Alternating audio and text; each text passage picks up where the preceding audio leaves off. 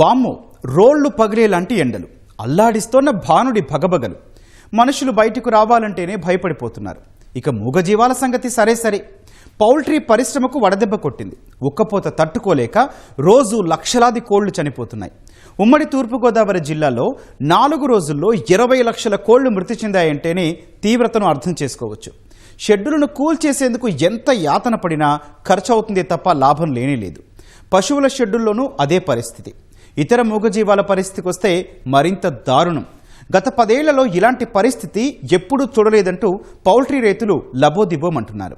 ఈ పరిస్థితులపై మరింత సమాచారం విజయవాడ నుంచి మా ప్రతినిధి ఓబిలేసు గ్రౌండ్ రిపోర్ట్ ద్వారా అందిస్తారు.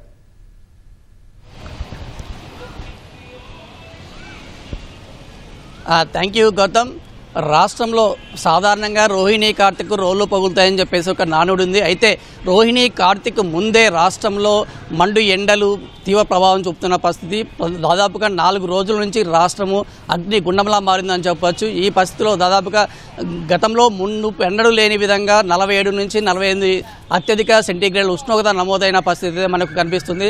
ప్రధానంగా ఉష్ణోగ్రత ఎండలు పెరగడంతో పాటు ఉష్ణోగ్రత అదేవిధంగా గాలిలో తేమ తీవ్రత తగ్గడంతో పాటు కూడా వేడి గాలులు పెరగడంతో జనం అల్లాడిపోతున్నారు. ముఖ్యంగా చిన్నపిల్లలు, వృద్ధులు, దీర్ఘకాలిక వ్యాధులు అయితే ఉక్కిరిబిక్కిరి అవుతున్న పరిస్థితి. ఈ పరిస్థితిలో దాదాపుగా ఈ 4 రోజుల వ్యవధిలో రాష్ట్రంలో దాదాపుగా 50 నుంచి 60 మంది వడదెబ్బకు గురై మృత్యువాతున్న పరిస్థితి అయితే మనకు కనిపిస్తుందని చెప్పేసి ఈ పరిస్థితి మరో 10 రోజులు ఇలాగే కొనసాగవచ్చని చెప్పేసి వాతావరణ హెచ్చరికల నేపథ్యంలో ప్రజలు బిక్కుబిక్కుమంటూ అనిపిస్తాయి. బయటకు వస్తే ఎండలు మండిపోతున్నాయి. అదేవిధంగా ఇంట్లో ఉంటే తీవ్ర ఇబ్బందికి గురి చేస్తుందని చెప్పేసి ప్రజలు అల్లాడిపోతున్న పరిస్థితి. ఈ నేపథ్యంలో ఈ పరిస్థితులు మూగజీవాలకు కూడా తీవ్ర ఇబ్బందులకు గురి చేస్తున్న పరిస్థితి మనకు ఒక విధంగా పాడి పరిశ్రమతో పాటు అదేవిధంగా పౌల్ట్రీ పరిశ్రమ కూడా తీవ్ర ఇబ్బందులు గురవుతున్న పరిస్థితి. మృత్యువాత పశువులు తర్వాత పశు పక్షాదులు కూడా మృత్యువాత పరిస్థితి మనకు కనిపిస్తుంది. ముఖ్యంగా ఈ వడదెబ్బ అదేవిధంగా పెరిగిన ఉష్ణోగ్రతలు, ఎండ తీవ్రత పౌల్ట్రీ రంగం మీద తీవ్ర ప్రభావం చూపుతుందని చెప్పేసి చెప్పవచ్చు. ప్రధానంగా తూర్పు ఉమ్మడి గోదావరి జిల్లాలో దాదాపుగా 4 రోజుల వ్యవధిలో 18 నుంచి 20 లక్షల కోళ్లు మృత్యువాత పడడము ఈ పరిస్థితులకి నిదర్శనంగా చెప్పవచ్చు. అయితే గతంలో దాదాపుగా పెన్నడు లేని విధంగా ఈ ఏడాది ఈ పరిస్థితి తీవ్ర ప్రభావం చూపుతుందని చెప్పేసి కోళ్ల రైతులు అయితే వాపోతున్న పరిస్థితి తెలుస్తుంది. ముఖ్యంగా ఈ సమ్మర్లో దాదాపుగా 1,00,000 కోళ్లున్న ఫారాల్లో దాదాపుగా 400 నుంచి 500 చనిపోవడం సర్వసాధారణం అని చెప్పేసి రైతులు చెప్తున్నారు. కానీ ప్రస్తుత పరిస్థితుల్లో దాదాపుగా 1,00,000 కోళ్లున్న ఫారంలో రోజుకు దాదాపు 4 నుంచి 5,000 కోళ్లు మృత్యువాత పడుతున్నాయని చెప్పేసి రైతులు అయితే వాపోతున్నారు. ప్రధానంగా ఈ పరిస్థితులు తమకు పెరిగినటువంటి మేత ధరల నేపథ్యంలో ఈ మృత్యువాత పడము తీవ్ర నష్టానికి గురి చేస్తుందని చెప్పేసి రైతులు అయితే ఆవేదన వ్యక్తం చేస్తున్నారు.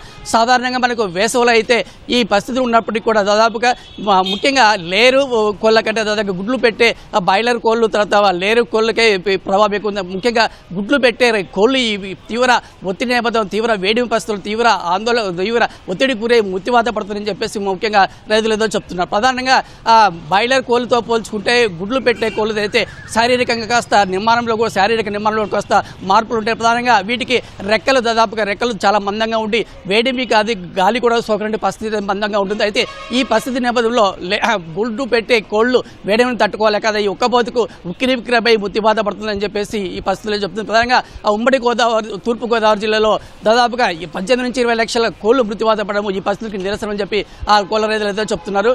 ముఖ్యంగా ఈ పరిస్థితుల్లో వేసవిలో సాధారణంగా కోళ్ల పెంపకానికి ఎక్కువ వ్యయం చేయాల్సి వస్తుంది. ప్రధానంగా ఎందుకంటే ఈ వేడిని నుంచి కోళ్లకు ఉపశమనం కలిగించేదానికి తర్వాత షెడ్లను కూల్ చేసే విధంగా తర్వాత కూల్ ప్యాడ్లు వాడడానికి తర్వాత పైన గడ్డి వేయడానికి ఆ గడ్డిని తడపడానికి నీటి తడ్డుల కోసం అదేవిధంగా మేత తర్వాత చల్లనీళ్ళు అందించడానికి కూలర్లు ఏర్పాటు చేయడానికి దాదాపుగా రైతులైతే అధిక సాధారణ పరిస్థితుల కంటే ఎక్కువ వ్యయం చేస్తుంటారు. అయితే ఈ ఏడాది మరింత వ్యయం పెరిగింది అని చెప్పేసి రైతులు చెప్తున్నారు. అంటే ఇన్ని చర్యలు తీసుకున్నప్పటికీ కూడా కోళ్ళు అయితే మృత్యువాత పడుతున్నాయని చెప్పేసి గతంలో పెన్నడు లేని విధంగా ఈ పరిస్థితి నెలకొందని చెప్పేసి రైతులు చెప్తున్నారు. ముఖ్యంగా బర్డ్ ఫ్లూ నేపథ్యంలో కూడా ఇంత తీవ్ర నష్టం చూడలేదని చెప్పేసి ఉమ్మడి తూర్పుగోదావరి చెందినటువంటి రైతు ఆ కోళ్ల ఫారం రైతులకు సుబ్బారెడ్డి ఆవేదన వ్యక్తం చేయడం ఈ పరిస్థితులకు నిదర్శనంగా చెప్పవచ్చు. అయితే ఈ పరిస్థితులు ఇలాగే కొనసాగితే మరింత తీవ్రంగా నష్టపోయే అవకాశం ఉందని చెప్పేసి రైతులు అయితే విచారణ వ్యక్తం చేస్తున్నారు. దాదాపు ఇప్పుడే పెరిగిన మేత ధరల నేపథ్యంలో ఈ నష్టాలు మరింత తీవ్ర నష్టానికి గురి చేస్తుందని చెప్పేసి రైతులైతే విచారణ వ్యక్తం చేస్తున్న పరిస్థితి. అయితే ఆ వైద్య అధికారులు మాత్రం ఎలాంటి పరిస్థితి ఉన్నప్పటికీ కూడా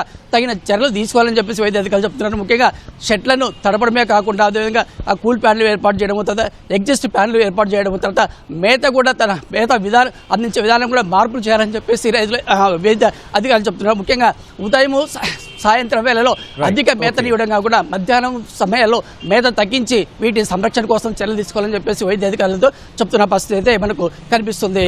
గౌతమ్.